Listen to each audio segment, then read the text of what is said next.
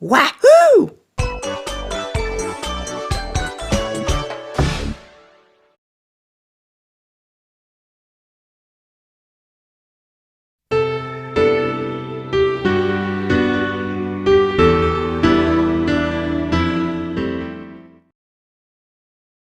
I'm sure everyone knows about MotoGP, one of the most top-tier motorsport in the world, similar as Formula 1.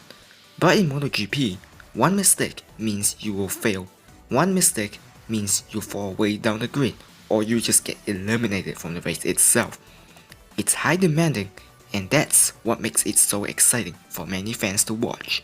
Anyway, Namco also made their version of the game, and it was released on October 2000 for the PlayStation 2, based on the arcade game 500GP that they released a few years earlier, featuring some of the most popular riders during that era, such as Max Biaggi, Carlos Checa, Mick Doohan, and of course Valentino Rossi. Wait, what do you mean he's not in the game?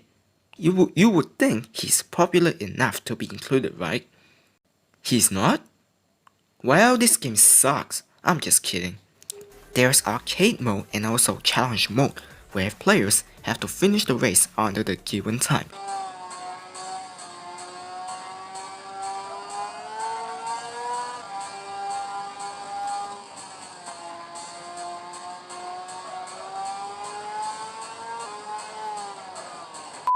Completing challenge number 22, Klonoa will be unlocked as a racer himself. Yes, you heard me right. Klonoa becomes a MotoGP racer.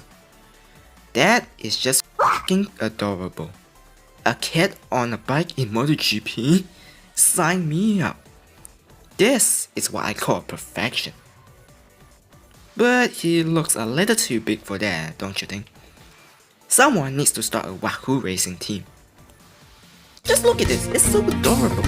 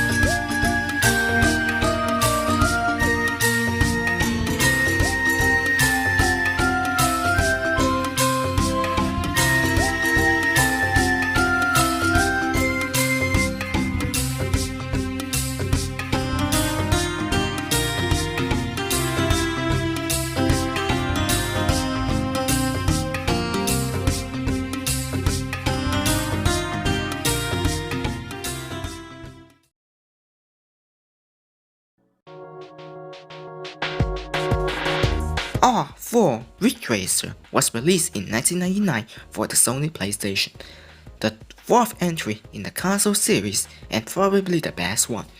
It got some of the best soundtrack, the graphics still holds up pretty well, and the intro is f***ing awesome. Anyway, the meat and potato is a Grand Prix with 3 rounds in between.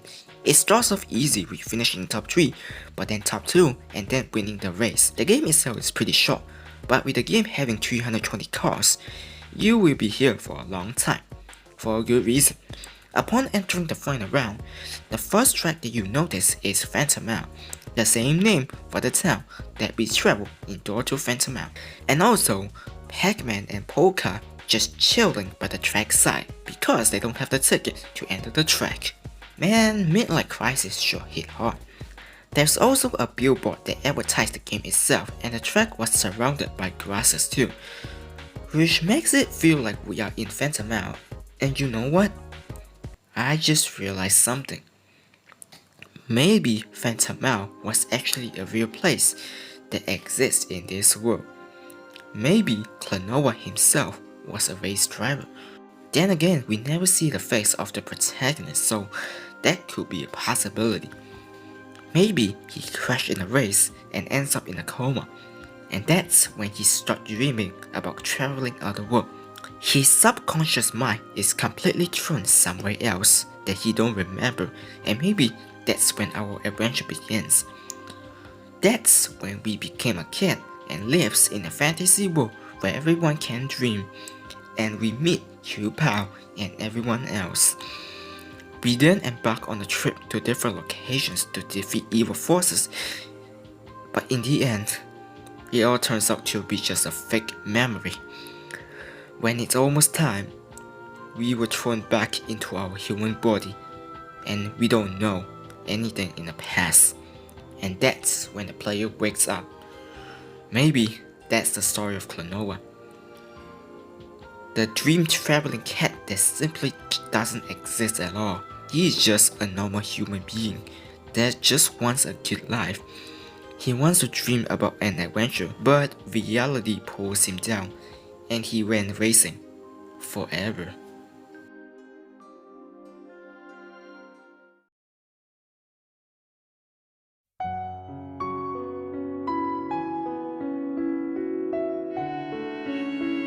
Overall, I had fun talking about Klonoa in the past few weeks. Unfortunately, as much as I want to continue it, we're already at the end of the month. It's a heavy heart, but we had a lot of adventure together. Whether or not you just join in or just watch on the future, thank you for sticking by. All of this will be recorded in the book of memories in my Klonoa Month of Appreciation. Those adventures will never be forgotten. Till July, that is all. Goodbye.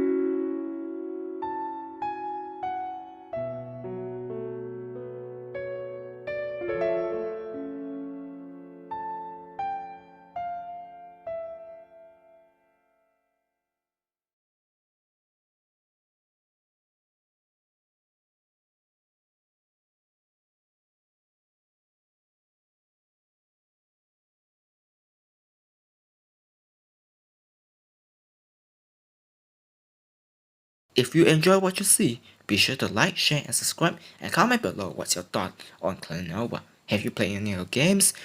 What's your favorite games? And what's your memories?